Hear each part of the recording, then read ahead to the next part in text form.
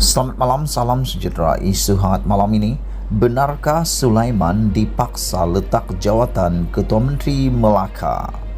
Berita sepenuhnya, 5 daripada 6 Ketua UMNO bahagian di Melaka berharap Datuk Seri Sulaiman Mat Ali akan kekal sebagai Ketua Menteri sehingga tamat penggal pentadbiran setelah Barisan Nasional BN menguasai negeri itu pada PRN tahun lalu.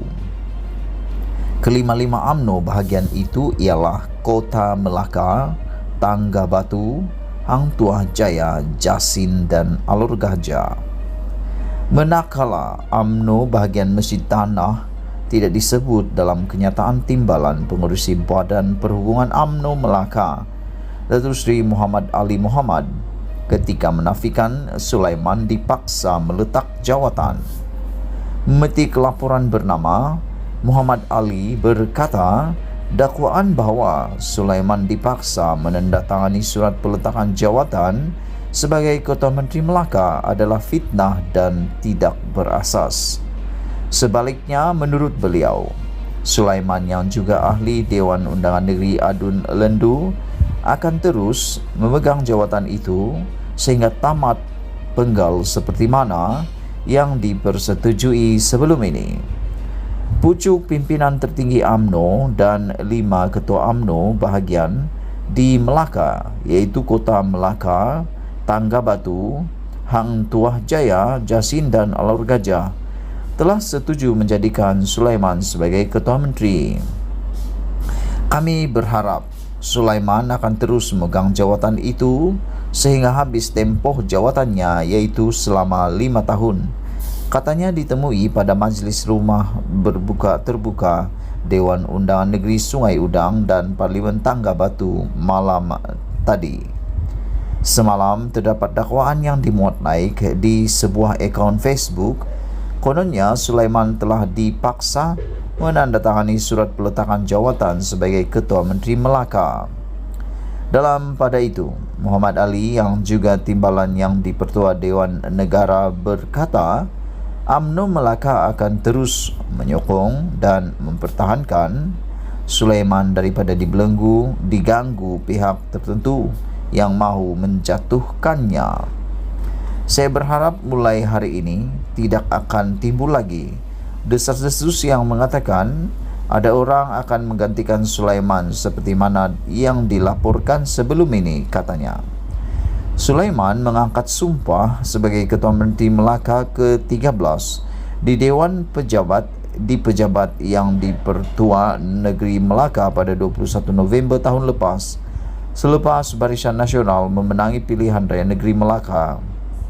Ini merupakan kali kedua Sulaiman dilantik sebagai Ketua Menteri Melaka selepas pertama kali dilantik ke jawatan berkenan pada 9 Mac 2020 menggantikan Adli Zahari yang dilantik Ketua Menteri Melaka ke-11 pada 11 Mei 2018. Sekian isu hangat malam ini. Jangan lupa tinggalkan komen anda. Sila tekan butang subscribe dan kita jumpa lagi. Bye-bye. Selamat petang, salam sejahtera. Isu paling hangat petang ini berkaitan dengan kesesakan lalu lintas dan salah laku 2 polis trafik mengiringi anak ahli parlimen Baling. Ini pasti hot di seluruh media sosial. Yang menjadi selalu persoalan kita kan, kamu semua pasti pernah memandu kereta. Di saat kita berada dalam kesesakan, kita selalu berpikir, kenapa berlaku kesesakan, dan kita hampir-hampir stres. Tapi yang lebih menstreskan adalah anak ini ahli parlimen daripada Baling, anak ahli parlimen Baling ini bikin panas kita. Kenapa? Dia hanya ahli kerabat anak ahli parlimen, tapi menggunakan khidmat polis trafik bagi mengiringi beliau melalui jalan yang sesak. Siapa beliau untuk menggunakan kemewahan, keistimewaan itu? Yang lebih bikin panas hati lagi, beliau memviralkan video ini viral. Kita kadang-kadang terfikir, kenapa anak ahli parlimen boleh dapat pengiring polis? Coba kamu lihat ambulans tidak pernah, aku tak pernah Aku pemandu juga, aku tak pernah nampak ambulans dapat pengiring polis. Padahal mana yang lebih kecemasan, ambulans ataupun anak parlimen? Anak parlimen adalah ini geram betul nih. Anak ahli parlimen, mereka jalan meredak kesesakan diiringi polis pula. Siapa mereka? Sehingga ada seorang ahli parlimen beliau mengatakan undang-undang ataupun kemewahan, keistimewaan dapat pengiring polis untuk semua menteri, timbalan menteri dan ahli ataupun wakil rakyat perlu dimansuhkan, kata beliau, dan saya setuju. Menurut beliau ini satu pembaziran tenaga kerja. Ya, saya setuju. Kenapa perlu mereka diiringi polis? Iringlah yang paling penting, yaitu ambulans. Iring itu yang beranak ke apakah itu perlu diiring. Ini mereka perlu diiringkan. Dan menurut beliau, kalau bilang memang mengejar masa, kata beliau, pergi urus masa jalan awal. Jangan jalan tepat waktu, nanti kau akan sampai lewat, katanya. Kalau takut tersekat di laluan jalan raya apa semua, jalan lebih awal, rancang masa. Ikut seperti rakyat biasa, baru kau tahu apa rasanya sesak. Ini naik kereta diiringi polis, katanya. Apa macam begitu? Dan paling penting katanya, kalau sudah terasa jam, sesaknya, stresnya sesak itu, kau terasa sendiri sesaknya itu, selesaikan masalah itu. Dia kata lebih baik mereka merasa sendiri kesesakan itu supaya mereka ambil langkah segera menyelesaikan kesesakan itu, supaya mereka akan serik dengan kesesakan itu. Jangan rakyat saja yang rasa sesaknya, jangan rakyat saja yang merasa stresnya memandu di jalan raya yang sesak. Betul atau tidak? Anda jauh sekali dengan kerabat diraja, kata ahli parlimen ini. Kalau engkau raja, bolehlah diiringi. Ini kau rakyat biasa, katanya. Jauh sekali. Ini kan pula hanya anak ahli parlimen. Apa keistimewaan anak ahli parlimen ini? Adakah beliau ini dilahirkan kayangan sehingga boleh diiring polis? Adakah kamu diiring polis karena mau beranak, ataupun Anda sakit teruk, ataupun sebagainya? Kalau hanya kerana malas meredah kesesakan, rakyat lagi lah malas meredah kesesakan. Janganlah tunjukkan teladan yang buruk seperti ini. Dan kita bersyukur dan kita berterima kasih kepada anggota keselamatan polis trafik yang telah mengesahkan kejadian ini berlaku di Bukit Gambir, Pulau Pinang, dan anggota keselamatan itu, 2 orang polis ini sedang disiasat, telah dibuka satu kertas siasatan, disahkan oleh polis, dan mereka berkata polis sedang mengesahkan akan menyiasat, dan kalau berlaku salah laku tata tertib akan diambil tindakan.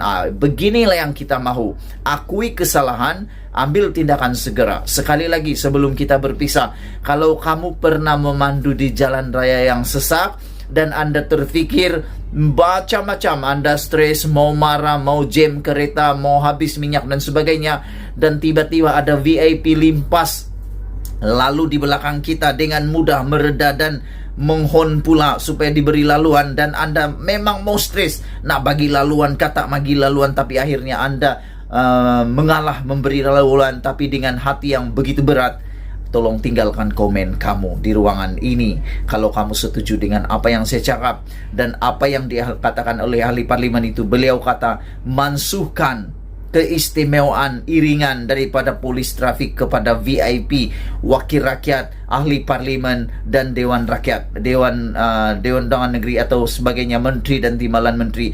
Kalau nak cepat, pandu lebih awal, ataupun kalau nak cepat, bangun awal pagi, pergi ke tempat itu lebih awal. Kalau mula acara pukul 8, bangun pukul 5, jalan memandu seperti netizen biasa. Mesyuarat pukul 8, jalan pukul 3 pagi, takut nanti lewat. Dan paling bagus naik sejalah helikopter, kan kamu banyak duit. Kurang-kurang lagi lah hati yang sakit termasuk di dalam jam. Yang anak ahli parlimen tuh janganlah guna keistimewaan bapak kamu tuh untuk memandu melepasi kesesakan pula. Atau paling bagus kan bapak kaya, kalau kamu punya bapak kaya, naik helikopter. Tak perlulah menggunakan khidmat polis trafik tuh. Aku tahulah kamu banyak duit nak bayar. Kalau perlu dibayar polis trafik itu untuk perkhidmatan, kamu mungkin banyak duit. Bagaimana dengan rakyat biasa? Kadang-kadang tuh rasalah sekali-sekala apa perasaan rakyat memandu di keadaan jam. Dan paling bagus supaya kau rasa dan kau akan bertindak dengan segera, cobalah sekali-sekala. Seminggu cukuplah 3 kali memandu dalam kesesakan, dan kau akan tahu bagaimana kehidupan netizen setiap hari, rutin netizen setiap hari, ulang alik ke tempat kerja, 3 jam, 2 jam tersekat di jalan raya, dan akhirnya terfikir kenapa jalan raya seperti ini. Dan kalaulah itu berlaku dan wakil rakyat mungkin berbaik hati menyelesaikan masalah rakyat itu dengan segera pula, tanpa bertangguh-tangguh lagi, sebab kamu rasa sendiri kesusahan rakyat itu.